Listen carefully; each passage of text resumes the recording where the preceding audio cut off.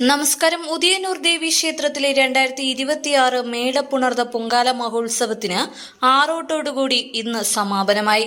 2026 May 28 വൈകുന്നേരം 3 മണിയോടുകൂടിയാണ് ആറോട്ട് ഘോഷയാത്ര ഉദയന്നൂർ ദേവി സന്നിധിയിൽ നിന്നും ആരംഭിച്ചത്.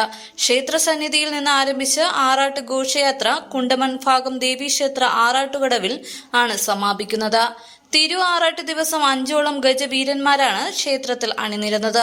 ഉള്ളൂർ ഇന്ദിര, വേണാട്ടുമറ്റം ഉണ്ണിക്കുട്ടൻ, പേരൂർ ശിവൻ, പ്ലാക്കാട് കണ്ണൻ, വേണാട്ടുമറ്റം ഭാഗ്യലക്ഷ്മി എന്നിങ്ങനെ പോകുന്നു ആറാട്ടിലെ ഗജസാന്നിധ്യം.